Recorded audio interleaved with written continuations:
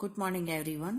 આગળ જોઈએ આપણે પોલીસેકેરાઇડ્સ વિશે. પોલીસેકેરાઇડ એટલે શું? તો પોલીસેકેરાઇડ એટલે કે જ્યારે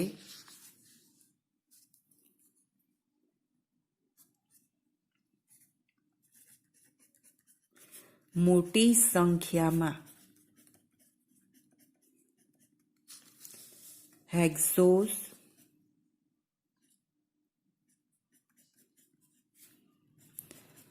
મોનોસેકેરાઇડ્સના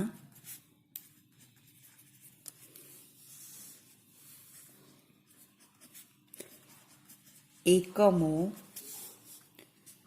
એકબીજા સાથે ગ્લાયકોસિડિક બંધ વડે જોડાય લાંબી શૃંખલા બનાવે છે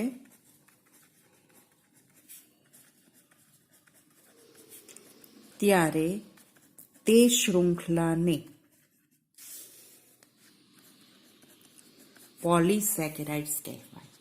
હવે મોટી સંખ્યામાં હેક્સોસ મોનોસેકેરાઇડ.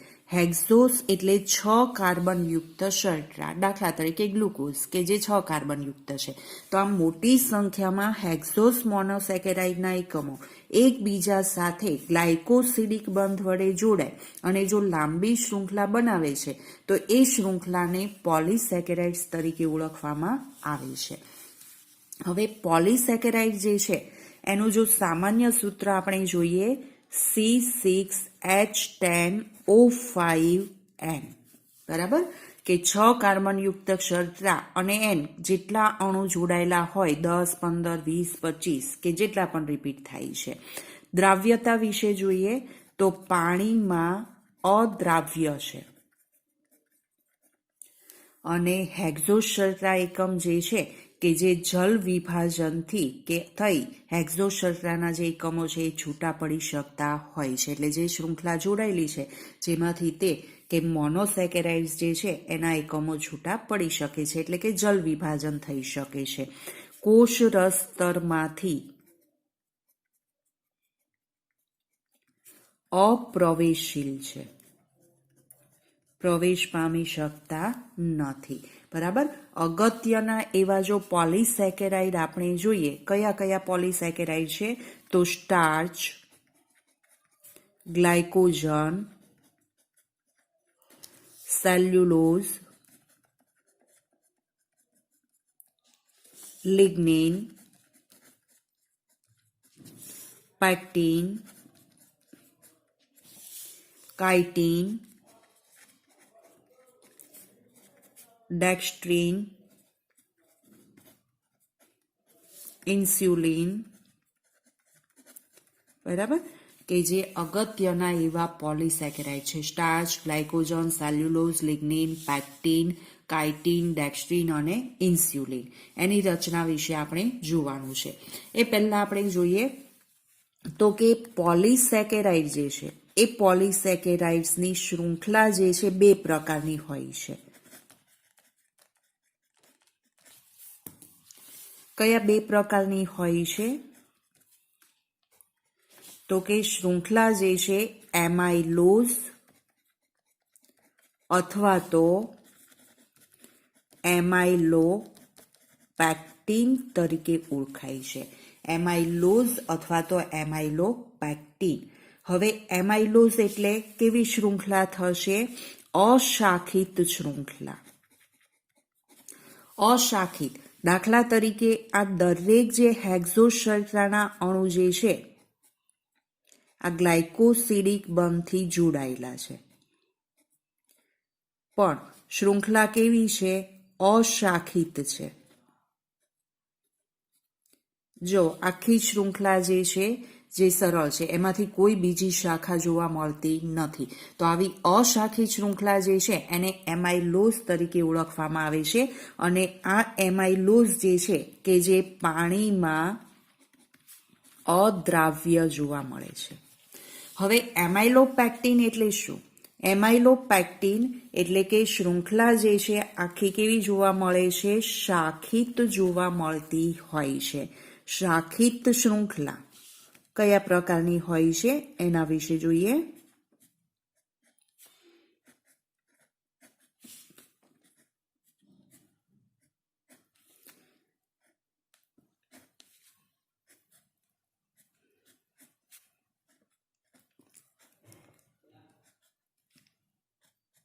જો અહીંયા શૃંખલાની બરાબર કે શાખા જોવા મળી, તો આ શૃંખલા કઈ થઈ? શાખિત. અહીંયા એવી કોઈ શાખા જોવા મળતી નથી, સીધી જ છે, તો અશાખિત છે. તો અશાખિત શૃંખલા એમાઇલોઝ અને શાખિત શૃંખલા જો હોય તો એમાઇલોપેક્ટિન તરીકે ઓળખાય છે. એમાઇલોપેક્ટિન જે છે કે જે પાણીમાં દ્રાવ્ય છે, એટલે પોલિસેકેરાઇડની શૃંખલા કાં તો શાખિત હોઈ શકે અથવા તો અશાખિત હોઈ શકે. હવે જોઈએ આપણે જે એના એક્ઝામ્પલ લીધા એના બંધારણ વિશે આપણે જોઈએ. દાખલા તરીકે જોઈએ સેલ્યુલોઝ. સૌ પ્રથમ જોઈએ આપણે સેલ્યુલોઝ.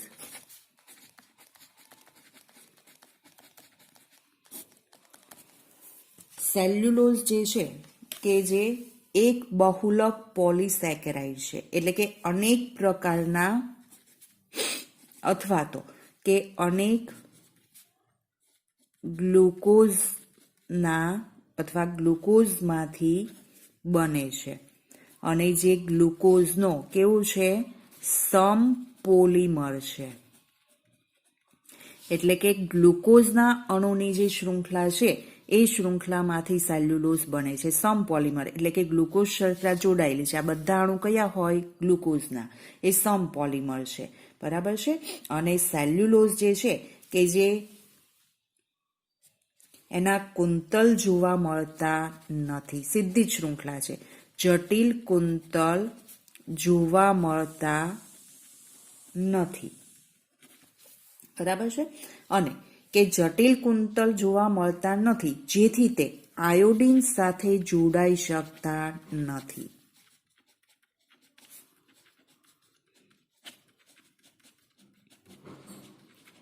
સેલ્યુલોઝની ઉપયોગિતા આપણે જોઈએ તો વનસ્પતિની કોષ દિવાલ શેની બનેલી હોય છે? સેલ્યુલોઝની.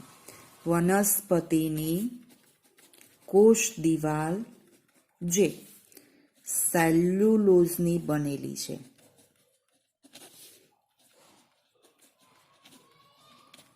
અને સેલ્યુલોઝ જે છે કયા પ્રકારની શૃંખલા છે? તો કે અશાખિત શૃંખલા ધરાવે છે.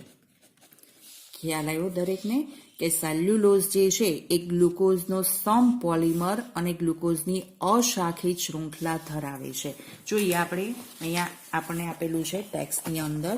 જો આખી જે શૃંખલા છે આ જે છે ગ્લુકોઝનો એક અણુ, બીજો અણુ, ત્રીજો અણુ, ચોથો અણુ કે જે બધા જ અહીંયા ગ્લાયકોસિડિક બંધથી જોડાયેલા છે. અને આખી શૃંખલા જે છે કેવી છે? અશાખિત છે. એટલે સેલ્યુલોઝ કે જે ગ્લુકોઝનો સમપોલિમર છે અને અશાખિત શૃંખલા ધરાવે છે. જ્યારે અહીંયા ગ્લાયકોજનની અંદર જોઈએ તો એ પણ ગ્લુકોઝ કે જે એકબીજા સાથે આ ગ્લાયકોસિડિક બંધથી જોડાયેલા અણુ છે. પણ એમાં આપણે જોઈએ તો અહીંયાથી શાખાનું નિર્માણ થાય છે, શાખા જોડાયેલી છે. બરાબર. જેથી તે કેવી શૃંખલા છે? શાખિત. જ્યારે સેલ્યુલોઝ અશાખિત. જોઈએ આપણે બીજું એક્ઝામ્પલ તેની અંદર ગ્લાયકોજન વિશે.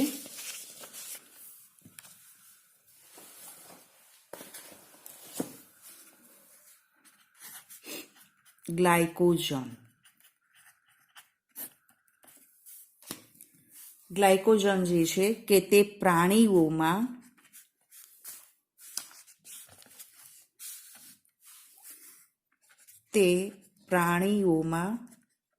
અને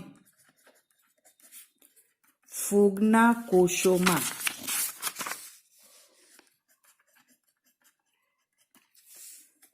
સંગ્રહિત કાર્બોદિત તરીકે જોવા મળે છે. એટલે કે પ્રાણી કોષોમાં જે ખોરાકનો સંગ્રહ છે એ કયા સ્વરૂપે થાય છે? ગ્લાયકોજન સ્વરૂપે થાય છે. કે પ્રાણી કોષોમાં ખોરાકનો સંગ્રહ એટલે કે કાર્બોદિતોનો જે સંગ્રહ છે એ ગ્લાયકોજન સ્વરૂપે જોવા મળતો હોય છે. અને મનુષ્યની અંદર જોઈએ મુખ્યત્વે યકૃત અને જે સ્નાયુ કોષ છે તેની અંદર સંગ્રહ થતો હોય છે. હવે ગ્લાયકોજન જે છે કે જેની રચનામાં ગ્લાયકોજનની રચનામાં ગ્લુકોઝ એકમોની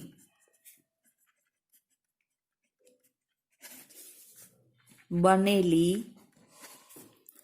શાખિત શૃંખલાઓ છે.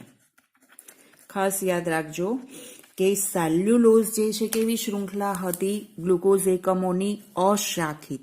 જ્યારે ગ્લાયકોજન ગ્લુકોઝ એકમોની કેવી શૃંખલા છે? શાખિત શૃંખલા જોવા મળે છે. એટલે તેનું બંધારણ છે કયા પ્રકારનું થયું? એમાઇલોપેક્ટિન પ્રકારનું જોવા મળે છે. બરાબર છે. ત્રીજું એક્ઝામ્પલ આપણે જોઈએ સ્ટાર્ચ વિશે.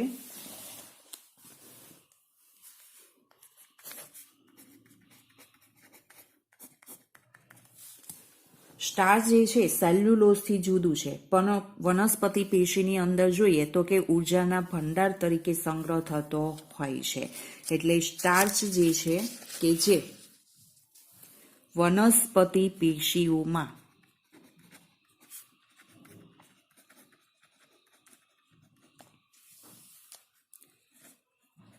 ઉર્જાના ભંડાર સ્વરૂપે સંગ્રહિત હોય છે. પ્રાણીઓમાં ખોરાકનો સંગ્રહ કયા સ્વરૂપે થાય છે? ગ્લાયકોજન. વનસ્પતિ પેશીમાં ખોરાકનો સંગ્રહ કયા સ્વરૂપે થાય છે? સ્ટાર્ચ સ્વરૂપે થતો હોય છે. બરાબર છે. અને આ જે સ્ટાર્ચ છે કે જે કુંતલાકાર સ્ટાર્ચ કુંતલાકાર દ્વિતીયક રચના બનાવે છે. આખી કુંતલાકાર રચના જોવા મળતી હોય છે. અને વાસ્તવમાં કે જે કુંતલીય ભાગથી જોડાઈ રાખે છે. આ જે કુંતલાકાર રચના જે છે કે જે સ્ટાર્ચના અણુને આયોડીન સાથે કુંતલીય ભાગથી જોડાયેલા રાખે છે, જેથી સ્ટાર્ચ આયોડીન સાથે જોડાતા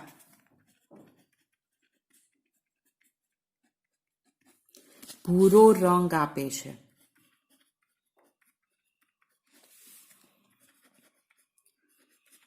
સેલ્યુલોઝની રચનામાં આપણે જોઈ ગયા કે જે કુંતલાકાર રચના ધરાવતા નથી, જેથી તે આયોડીન સાથે જોડાતા નથી. પણ સ્ટાર્ચ જે છે કે જે કુંતલાકાર રચના ધરાવે છે, જેની આયોડીન સાથે તે જોડાયેલા રહે છે અને આયોડીન સાથે જોડાતા તે ભૂરો રંગ આપતા હોય છે. પ્રેક્ટિકલમાં આવશે, ખ્યાલ આવશે તમને કે જે આયોડીન સાથે જોડાઈને ભૂરો રંગ આપે છે. હવે સ્ટાર્ચનું જે બંધારણ છે અથવા સ્ટાર્ચની જે રચના છે, બંને પ્રકારની શૃંખલા જોવા મળે છે કે જેની અંદર એમાઇલોઝ અને એમાઇલોપેક્ટિન. એમાઇલોપેક્ટિન એટલે કેવી શૃંખલા? શાખિત. એમાઇલોઝ એટલે કેવી શૃંખલા? અશાખિત. બંને પ્રકારની શૃંખલા જોવા મળે છે. જેમાં એમાઇલોઝ પ્રકારની જે શૃંખલા છે કે જે લગભગ 80 થી 85% જેટલા પ્રમાણમાં હોય છે અને 15 થી 20% પ્રમાણની અંદર કઈ શૃંખલા હોય છે? એમાઇલોપેક્ટિન જોવા મળતી હોય છે શાખિત.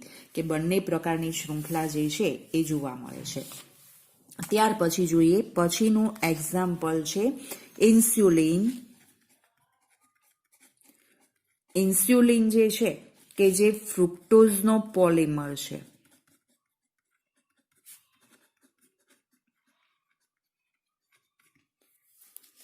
ત્યાર પછી બીજું એક્ઝામ્પલ જોઈએ સંધિપાદના બાહ્ય કંકાલ. આપણે વર્ગીકરણમાં જોઈ ગયા, યાદ છે? સંધિપાદનું બાહ્ય કંકાલ જે છે એ શેનું બનેલું હોય છે? કાઇટિનનું બનેલું હોય છે અને આ જે કાઇટિન છે એ પોલિસેકેરાઇડ છે. કેવું ઘટક છે? પોલિસેકેરાઇડ છે. બરાબર. અને જે પોલિસેકેરાઇડ વિષમ પોલિમર છે, સમપોલિમર નથી, વિષમ પોલિમર છે, એટલે કે જુદી જુદી પ્રકારની શર્કરાથી જોડાયેલું હોય છે. ત્યાર પછી આગળ જોઈએ કે કુદરતની અંદર કેટલાક જટિલ પોલિસેકેરાઇડ્સ જોવા મળે છે. કુદરતમાં કેટલાક જટિલ પોલિસેકેરાઇડ્સ જોવા મળતા હોય છે કે જે એમિનો શર્કરા તેની સાથે કે રાસાયણિક સ્વરૂપથી પરાવર્તિત થઈ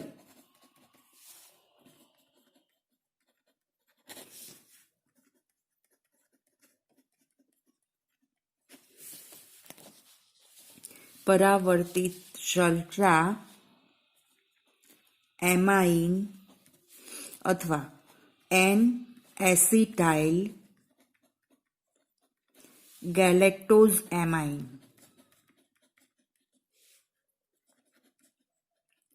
વગેરેથી જોડાઈને બને છે. બરાબર. કે આજે કંઈ પણ શર્કરા છે પરાવર્તિત શર્કરા એમાઇન, ગ્લુકોઝ એમાઇન અથવા એન એસિટાઇલ ગેલેક્ટોઝ એમાઇન જે છે કે એનાથી જોડાઈને બને છે. ખ્યાલ આવી ગયો? પોલિસેકેરાઇડ એટલે શું? કેટલીક વસ્તુ જે છે ટેક્સ્ટમાં નથી આપી, પણ તમારી સમજણ માટે મેં 2-3 સેન્ટેન્સ લીધેલા છે જેથી ખ્યાલ આવે તમને. જો પોલિસેકેરાઇડ્સ વિશે લોંગ ક્વેશ્ચન પૂછાય તો આટલી માહિતી લખવાની. 2 માર્ક્સમાં પૂછાય ગ્લાયકોજનનું બંધારણ સમજાવો તો ફક્ત આટલી માહિતી લખવાનું. સ્ટાર્ચ વિશે પૂછવું હોય તો ફક્ત આટલી માહિતી લખવાનું. ઓકે.